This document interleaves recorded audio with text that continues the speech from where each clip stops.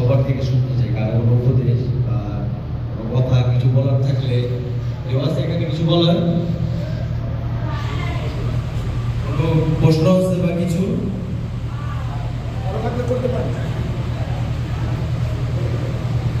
আগামীতে যদি আমাদের কোনো সময় সুযোগ আসে তাহলে আমরা বলবো। তালি তুলি দিয়ে কথা কইলে খালি আমারও অনেক কিছু শিখার আছে আপনাদের থেকে। বিগত 17 বছর আমরা অনেক কিছু করতে পারিনি। এই নির্বাচনী প্রচারণা, নির্বাচনী ক্লাব, এগুলো কিভাবে কন্ট্রোল করতে হয়, কিভাবে চালাতে হয়, এটাও আমাদের জানা নাই। এই জন্যই আমি বললাম, কারো যদি উপদেশ থাকে অবশ্যই বলবো।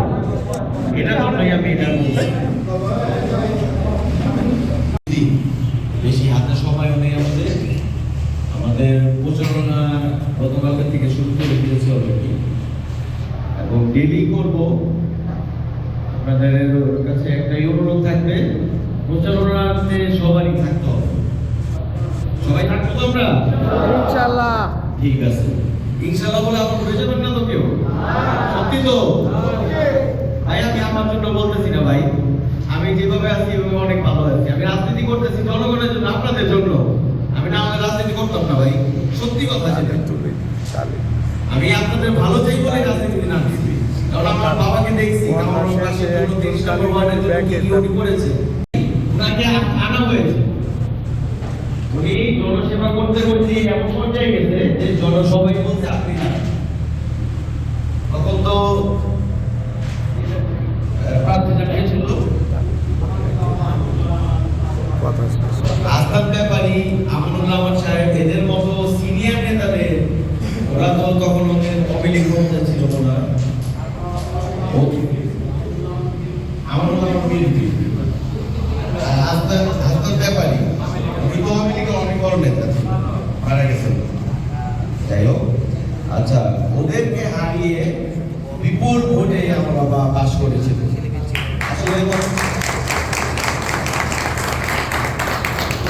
আসলে তখন অনেক ছোট ছিলাম, কিছু কিছু মনে আছে, আবার কিছু মনে নেই, সবকিছু আসলে মনে নেই। তাই এটাই বলতেছিলাম আর কি, রাজনীতি করার আমার উৎসটা হচ্ছে আপনাদের জন্য। এখন যদি আপনারা আমাদেরকে আমাদের সাপোর্ট না করেন তাহলে আমি কার জন্য রাজনীতি করব? শুনতে পারলাম না তো? নির্বাচনের আর কিছুদিন বাকি, আমরা সবাই আসলে কি বলবো, হামিদুর রহমান আমরা যে প্রার্থী পেয়েছি, ওনার কথা শুরু করলে আর শেষ হবে না। উনি এমন একটা মানুষ, আমি আমার বাবাকে, আমার বাবাই আমার রাজনীতি উপদেশ দেন, শিখান, ওনার থেকেই শিখছি সব। আমার বাবার সাথে আমি কারো কম্পেয়ার করি না। আজ পর্যন্ত কেউ বলতে পারবে না, আমার সাথে যারা চলাফেরা আছে কেউ বলতে পারবে না আমি কম্পেয়ার করছি ওনার সাথে কারো, কারণ ওনার মতো কেউ হতে পারেনি আজ পর্যন্ত আমার চোখে। আমি একমাত্র একটা ব্যক্তিকে দেখছি, সে হচ্ছে আমাদের হামিদুর রহমান হামিদ। আমি প্রাউডলি বলতে পারি যে আমি ওনার মধ্যে আমার বাবা প্রতিচ্ছবি দেখি, কারণ উনি যেমন সাদা মনের মানুষ, আমার বাবাও তেমন সাদা মনের মানুষ। আমাদের এটা দায়িত্ব, একটা ভালো এমপি পেলে আমাদের লাভ হবে, আমাদের কথা হবে, আমাদের কথাই শুনবে আমাদের যদি এমপি হয়। আমাদের এটা দায়িত্ব, আমরা ওনাকে 12 তারিখে ভোট দিয়ে বিপুল ভোটে জয়যুক্ত করবো ইনশাআল্লাহ। অনেক কিছু তো বললাম, এখন যদি কারো কিছু বলার আছে। ওনার বিকল্প আর আমাদের দাবি ভাই এই 30 নম্বরের মানুষের জন্য উনি যা করেছেন, এই কামারবাগের বাসিন্দা কখনো ভুলতে পারবে না। তাদের মনে, সবার মনে কুমার আছে, আলবি আছে, ঠিক আছে? ইনশাআল্লাহ ভাই, আগামীতেও আব্বু আপনাদের জন্য অনেক কিছু করবে। আপনাদের যখন আগেও আপনারা আমার থেকে বেশি আপনারা দেখেছেন, আমার সিনিয়র যারা আছে, আপনারা দেখেছেন যখন ডাক দিচ্ছে, যে ফোন দিচ্ছে, রাত হোক দিন হোক, আব্বুর একটা পকেটে সিল নিয়ে ঘুরতো। লাস্ট আমার নাকি লাস্ট আমি কাউন্সিলর দেখলাম ওদের নাকি একটা সিটের জন্য 2-3 জনের নাকি 2-3 জনের পারমিশন নিয়ে একটা সিট আর সিগনেচারের জন্য 2-3 জনের পারমিশন লাগে। আমার একটা দরকার হয়েছিল আমার একটা পাসপোর্টের কাজের জন্য, আমি দেখি ওটা 2-3 দিন পর পেয়েছি। ওরা নাকি অনেক সিরিয়াল ছিল আর আমার বাবা পকেটে সিল নিয়ে ঘুরতো। যাই হোক আগের কথা বলে লাভ নেই, আমি যা হয়েছে আমরা আগের দিকে আগানোর চিন্তা করি। আগামীতে কি করব, আগামীতে কি করবে। আমি এটা বলতে পারবো যদি হামিদুর রহমান হামিদ সাহেব আমাদের এমপি হয়, আমাদের পুরাতন ঢাকার ঐতিহ্য, আমাদের পুরাতন ঢাকার আর কি সব কিছু আসলে একটা পুরাতন ঢাকার মানুষ না হলে কেউ এই পুরাতন ঢাকাকে প্রোটেক্ট করতে পারবে না। উনি একটা পুরাতন ঢাকার মানুষ, পুরাতন ঢাকার সন্তান। আমরা যেরকম গলিতে গলিতে খেলে বড় হয়েছি, মাঠে খেলে বড় হয়েছি, মাঠে কিনে খেলছি, মাঠে গিয়ে খেলছি। আমার দিকে তো আমি পাগল হয়ে গেছি। আর বাবা এইভাবে খেলে খেলবে। উনি অনেক একটা ভালো মানুষ। আমি আপনাদের সবাইকে বলতে চাই যে ওনার জন্য দোয়া করবেন এবং প্রচারণার মধ্যে আমি যেভাবে বলতেছি এভাবে তুলে ধরবেন ওনাকে, এভাবে ওনাকে তুলে ধরতে হবে। সবাই আসলে জানা নাই আমি রাখিলের ব্যাপারে উনি কেমন মানুষ, সবার আর কি সবার কাছে তুলে ধরতে হবে। তো প্রচারণাকে কয়টা দিন নির্বাচনে বাকি আছে, কয়টা দিন একটু কষ্ট করলে আমাদের কিছু আসা যাবে না। এই এক মানুষ ইয়াং জেনারেশনে আপনাদের এই কষ্ট তো কিছু হবে না, আমাদের একই কষ্ট বেশি হয়ে যাবে। তো আমরা আগামীকাল থেকে হামিদুর রহমান হামিদ ভাইয়ের নির্বাচনী প্রচারণায় থাকবো ইনশাআল্লাহ। ইনশাআল্লাহ। আরেকটা কথা, হামিদ আঙ্কেল আমাকে বলেছে যে নাকি এমপিদের কাছে দেখা করতে হইলে নাকি কি লাগে, কি অ্যাপয়েন্টমেন্ট নিতে হয়, আরো কি লাগে, অ্যাসিস্ট্যান্ট থাকে, পিএ থাকে, আরো অনেক কিছু। আমি দেখতে বলছি আমার দরজা 24 ঘন্টা খোলা। এটা আমাকে বলছে সবাইকে জানাইতে যে ওনার দরজা 24 ঘন্টা খোলা থাকবে। 7-8 জনের মানুষের জন্য 24 ঘন্টা খোলা থাকবে, উনি সব সময় থাকবে আপনাদের কাছে। কিন্তু আমাদের রেসপন্সিবিলিটি ওনাকে বিপুল ভোটে আমাদের ইসলামী স্কুল কেন্দ্র থেকে আমাদের পাস করাইতে হবে। এটা আমরা করতে পারবো তো? তো সবাই যেরকম আমি আমার বাসায় গেলে আমার ওয়াইফকে হোক, আমার আম্মুকে হোক, আমার বোনকে হোক, আমি আমির আঙ্কেলের ব্যাপারে বলি যে আঙ্কেল এমন মানুষ, আঙ্কেল এটা করেছে, আঙ্কেল ওইটা করেছে। তো ওনারা এমন হয়ে গেছে, গতকালকে আমার ওয়াইফ রাজনীতি নর্মালি পছন্দ করে না, এটা অনেকেরই স্বাভাবিক, অনেকেরই জানেন, অনেকেরই ওয়াইফে মনে হয় যে রাজনীতি পছন্দ করে না। কারণ এই বিগত স্বৈরাচারের আমলে যেমন রাজনীতি দেখছে আর কি, বিরোধী দলে থাকলে যেমন কষ্ট উনি দিয়েছে বিএনপিকে, এগুলা দেখেই অনেকে আর কি ভয় পায়। তো এগুলোর জন্যই ভয় পাই। তো গতকালকে আমার ওয়াইফ আমাকে নিজেই বললো, আমি যখন বলছি প্রচারণায় যে ক্যাম্পেইন এর কথা আর আব্বুর ইলেকশনের কথা বলছি, আব্বু আমার চাচিরা মিলে সবাই ক্যাম্পেইন করতো, তখন আমাকে নিজেই বলতো আচ্ছা আমাকেও নিয়ে যান, আমিও যাব। আমি বলি বুঝলাম না, তুমি রাজনীতি পছন্দ করো না, তুমি হঠাৎ প্রচারণা যে কি ব্যাপার কি বুঝলাম না তো কিছু। আপনি যেভাবে বলতেছে আঙ্কেলের কথা, আঙ্কেল আসলে অনেক ভালো মানুষ। আমি আঙ্কেল আসলে অনেক ভালো মানুষ। আপনি আমরা যেভাবে আর কি আমার ওয়াইফ তো ওনাকে দেখেনি, ওনার ব্যাপারে ওরকম জানাও নাই, যা জানতে সব আমার থেকেই জানছে। আমি যেভাবে বলছি আমার বলার আর কি এটা আমি বুঝায় বলতে পারবো না, আমি মন থেকেই বলছি। এর জন্যই আর বাবা মা বোন এগুলো বুঝতে পারে, আমার ওয়াইফ এটা বুঝতে পারছে যে আমি মন থেকে এত ভালোবাসি আমি আঙ্কেলকে। এটার জন্যই গতকালকে আমাকে বললো যে আমিও যাব। আমি বলি তাহলে বেবিদের কি করবো, আপনারা অনেক হয়তো জানেন আমার 2টা মেয়ে আছে, টুইন বেবি, জোড়া মেয়ে হয়েছে। তো জিজ্ঞেস করলাম ওদেরকে কি করবো, তুই বললো ওদেরকেও নিয়ে যাবো। বললাম ক্যাম্পেইন তো ইজি না, বাসা বাড়ি উঠতে হবে, আমাদের ওখানে তো অনেক বাসায় সব বাসায় লিফট নেয়, বলে হেঁটেই উঠবো, সমস্যা নেই। আমি গতকালকে একটা জিনিস অবাক হইলাম, গতকালকে 3.5 থেকে 4 ঘন্টা কেমনে করছি। না আমার ওয়াইফ বিরক্ত হইল, না আমার 2 বাচ্চার বিরক্ত হইছে।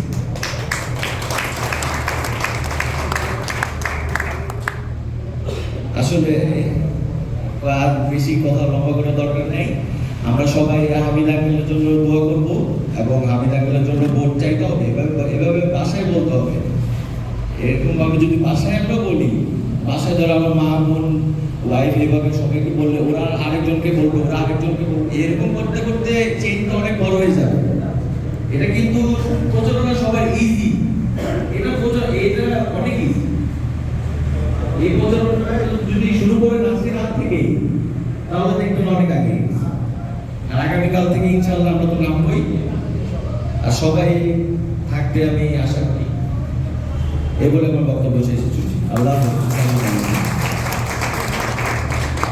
যায় সবার থেকে কি হয়, আপনারা সবাই আপনাদের নাম্বারটা দিয়ে যান, আমি একটা হোয়াটসঅ্যাপ গ্রুপ করি, ওটাতে সব প্রোগ্রাম আমার অনেকে পারলেন দেয়, আমাকে বললেন অনেক আমার বাইকটা আমার অনেক বাইকটারও বলছে মামা আপনি তো জানেন না কিছু। আচ্ছা সবাইকে ফোন দিয়ে আসলে এই একটা প্রোগ্রামের ফ্রাস্ট্রেশন অনেক আমি বেশি ফ্রাস্ট্রেটেড হয়ে যাই, কারণ আমি সবসময় যখন থেকেই প্রোগ্রাম করতে প্রোগ্রাম সবসময় টিপটপ রেখেছি, প্রোগ্রাম সুন্দর করে করেছি। প্রোগ্রামে খালি গেলেই হয় না, প্রোগ্রাম সুন্দর করতে হবে। আমার মাথায় সবসময় ওইটাই ঘুরতো, কিভাবে প্রোগ্রামটা ছোট হোক কিন্তু সুন্দর হবে কিভাবে, এটা সবসময় মাথায়। এটার জন্য ফ্রাস্ট্রেশনে আরো অনেকে ছুটে যেত। এটার জন্য আমি সবার কি বলবো, আপনাদের নাম্বারটা দিয়ে কষ্ট করে আমরা হোয়াটসঅ্যাপ গ্রুপ করবো, হোয়াটসঅ্যাপ গ্রুপে আমি সবাইকে বলে দেবো। আপনারা যদি চান ভয়েস দিব, আপনারা যদি বলেন মেসেজ দিব, আর যদি বলেন ভিডিও করে দেন বাবা, আচ্ছা ভিডিও করে দিলাম, ভিডিও দিয়ে করে দিলাম, ভিডিও আপনার নিজেটাকে বলেন ওইটা দিয়ে দিলাম। ধন্যবাদ সবাইকে। চাচা আপনার নিক দিয়ে, ওনার নিক দিয়ে, ওনার চাচা হিসেবে আমরা সবাই জানি, সবাই আমরা জানি খুব বেশি সুন্দর কথা একটা বলেছেন। এটা আসলে আমাদের নেতা তারেক রহমান বলেছেন যে এই বাংলাদেশের স্বাধীনতার পরে আর কি গণতন্ত্র ফিরিয়ে তো জিয়া রহমানই এনেছেন। গণতন্ত্র ফিরিয়ে আনার পর এই গত 50-60 বছর ধরে এই ওই দলকে দোষারোপ করে, ওই দলকে দোষারোপ করে, এগুলা রাজনীতি ভাইয়া কতদিন? এগুলা কি চেঞ্জ, মাইন্ড চেঞ্জ করতে হবে। এটা জানেন কি করতে পারবে? একজন ব্যক্তি আছে, একজন ব্যক্তি করতে পারবে, তিনি হচ্ছেন আমাদের নেতা, আমাদের বিএনপির চেয়ারম্যান তারেক রহমান।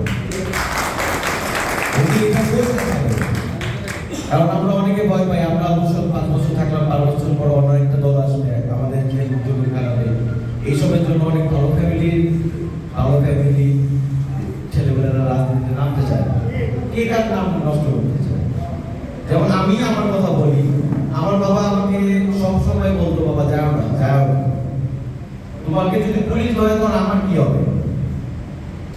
পরে আর আমি কয়েকটা প্রোগ্রাম তখন গ্যাপও দিয়েছি, কয়েকটা যাইনি।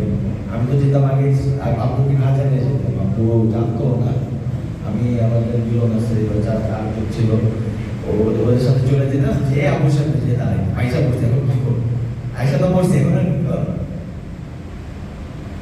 পরে 2018-19 পর থেকে দেখলাম বাসায় ছেলেকে না পেলে, বাবাকে না পেলে ছেলেকে নিয়ে। তখন আমি আব্বুকে বললাম, আব্বু জেলে দিয়ে এগুলো যেতে হবে, তোমাকে না পেলে তো আমারে ধরবে, কইরেই ধরা খাই, না কইলে ধরা খাই। আবার তারপরে করোনা আর কি, কোভিড-19 পর করোনা ভাইরাস যখন শিথিল হইল, আমরা যখন আর কি অ্যান্টিডোট দিলাম, তারপরে হাসিনা আরো আগেই পালিয়েছে। আমার মা ডিরেক্টলি বলে বলছে, চলো সবাই যাবে, যা হবে দেখা যাবে, বাচ্চা কাচ্চা সবাই নিয়ে যাবে। তো এইগুলা চিন্তা ভাবনার জন্যই অনেক ভালো ফ্যামিলির ছেলেরা বা মেয়েরা রাজনীতিতে আসতে ভয় পায়, বাবা মা দিতে চায় না। এই চিন্তা ধারণা একমাত্র তারেক রহমানই ঠিক করতে পারবে ইনশাআল্লাহ।